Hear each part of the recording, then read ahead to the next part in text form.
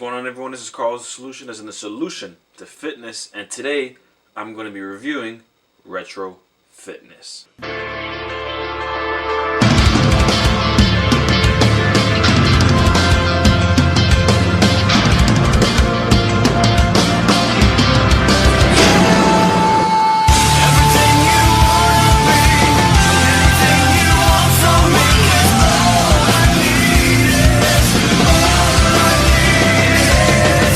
First things first, I want to say my bad for not uploading as frequently as I want to.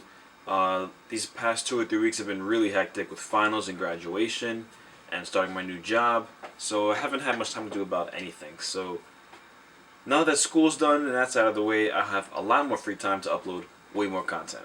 Now this is yet another new segment on my channel where I check out different gyms and I review them. Now these videos are mostly for people that are looking to join a gym but not sure which one to join yet. So I'll pick a gym and I'll visit 4 different locations and I'll visit them a few times, and from that I can kind of get an idea of how the gym operates. Now I'm a member of a few different gyms and Retro Fitness happens to be one of them, and it's the very first gym that I ever joined, so I know its good and bad points. So for this review I visited the Islin location, the Kenilworth location, Clark and Jersey City locations in New Jersey. So I'm going to look at 5 different topics. Equipment, as in the weights, machines, etc. Maintenance, is the gym usually well maintained? Is it cleaned frequently? Is the equipment usually fixed in a timely manner? Customer service, this includes front desk, managers, and trainers. How do they talk to people? Do they talk to people? Price, how's the pricing? And is the gym worth the price? And its unique qualities. What separates this gym from other gyms? What does this gym offer that others do not? So let's begin starting with the history of retro fitness. The first retro fitness opened in 2006 in New Jersey by an entrepreneur named Eric Casaburi. As of this video, there are currently 131 locations in 16 states with a net worth of $1.5 million. Eric got into bodybuilding after losing his mother at the age of 15, so he's definitely a guy that's familiar with the fitness industry and getting his hands dirty. He was even on an episode of Undercover Boss where he spied on his employees. Based on interviews, he generally seems like a really nice guy and someone I wouldn't mind working for. He generally cares about fitness and his members and employees, which I believe is a necessity when running not just a gym, but any kind of company. So let's talk about my first topic, the equipment.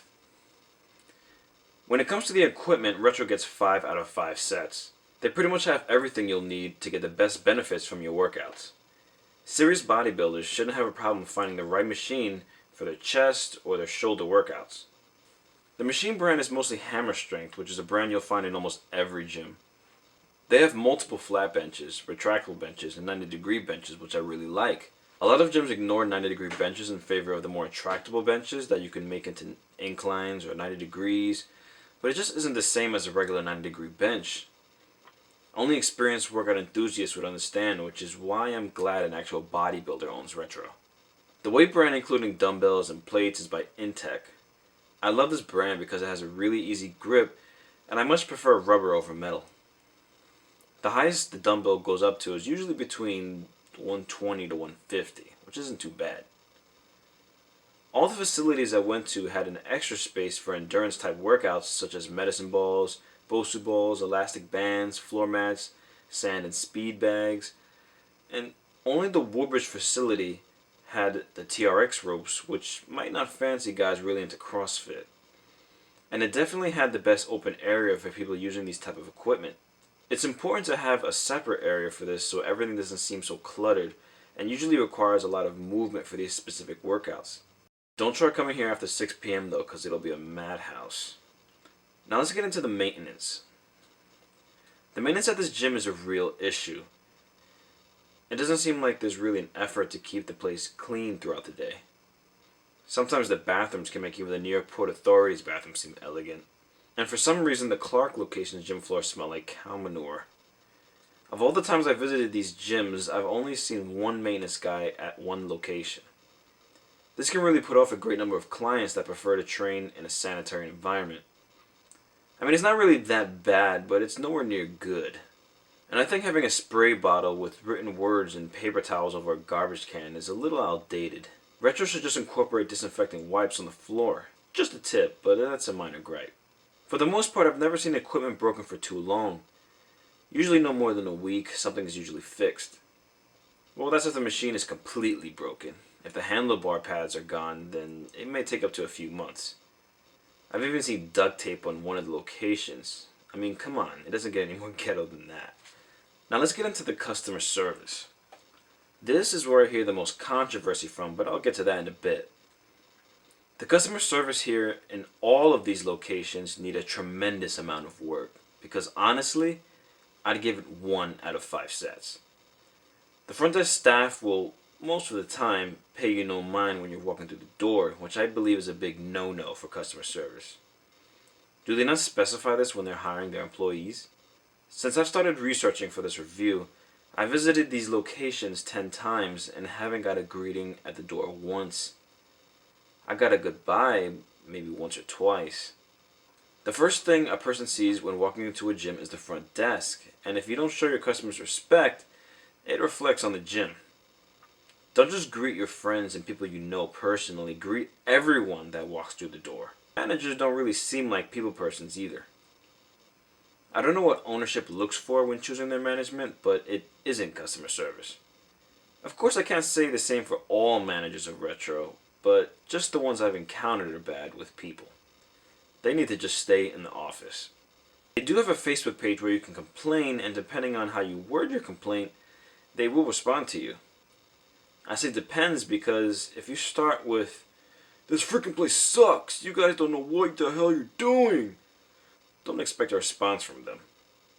Start with a mature comment and you will get a mature response.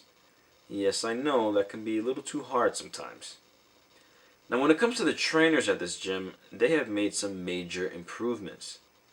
The trainers at this gym used to be run by a company called EFT. But slowly, most of the gyms are doing away with this company. The reason is there have been many complaints from both clients and employees alike.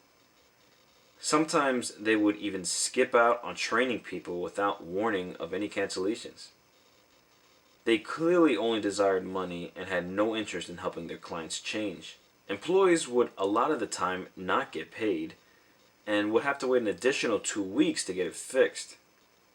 In other words, "Hey, we screwed up, so we'll add it to your next check." And sometimes it would still not be rectified. I've had 2 friends who worked for this company confirm this. It's been almost a year since this transition, and now EFT is only in about 20% of the locations. By the end of the year, they should all be gone. I wouldn't be surprised if they go bankrupt by then. Retro Fitness is now partnering with Affinity Fitness, which I've heard good reviews about. We'll just have to wait and see to see how they do.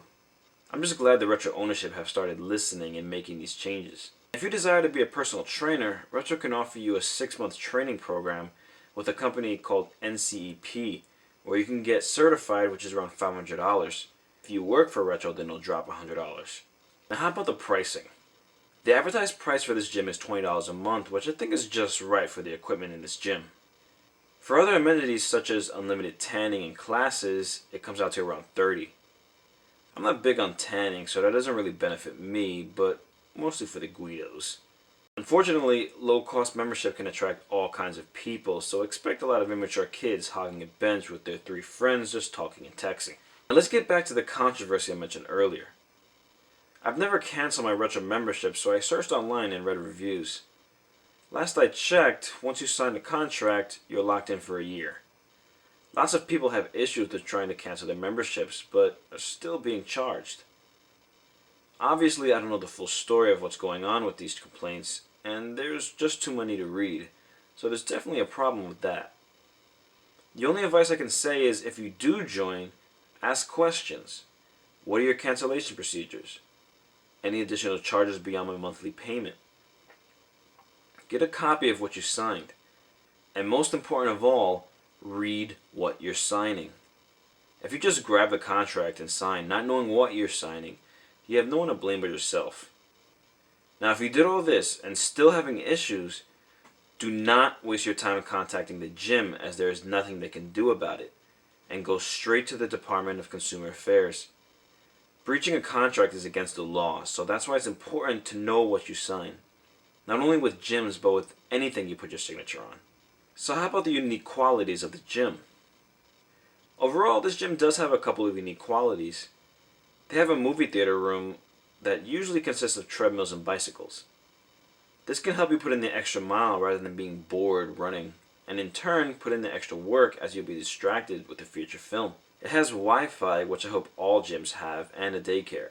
Daycares, I believe, are very important for gyms to have. Most of the time, women don't join gyms because they have kids and no one to watch. A lot of the time, Retro has promotions such as referring a friend and getting certain credit to your account, or certain days would have a low amount as down payment. I also love that they have an app. You can use this app to scan into the facilities, which I think is really convenient. It also provides discounts, keeping track of workouts, and prizes for accomplishing different challenges. This will really help people go that extra mile to accomplish their goal. Some retros have also incorporated physical therapy rooms where you first join, you can be told your body fat percentage and all of that. Even a free 15-minute massage. Not bad. I expect all retros to have this next year. In conclusion, I'll have to give this gym just about 3 out of 5 sets. It has very good equipment, all you can ask for. It's a very fair, affordable price, but the only thing wrong is the customer service and the cleanliness. It's the only thing that really brings it down. Now, would I recommend this gym to already experienced gym heads? Absolutely. Would I recommend this gym to newcomers that have never stepped foot in a gym before? Absolutely not. Eric Casabiri is now 40, so he was really young when starting this company, and the company is going nowhere but up pretty quickly. It is simply a case of being at the right place at the right time, and intelligently investing your money. Not being afraid to take a gamble when times are hard. It's truly an inspirational story for people such as myself who hope to one day open a gym. The marketing colors of this gym is red and yellow, similar to McDonald's. I guess that's where they get their inspiration from. When you see those golden arcs and bright colors, it just attracts you like a moth to a flame. The gym is still growing exponentially, and future plans will offer a website store similar to bodybuilding.com where they sell protein drinks, supplements, and even meals to send to your home. It's a pretty nice touch. Well guys, that was my review for the Retro Fitness Gym. I hope you liked it.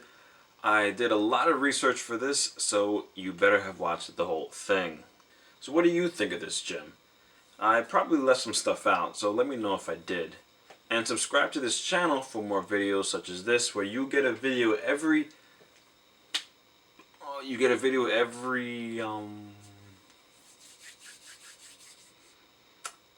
I gotta work on that.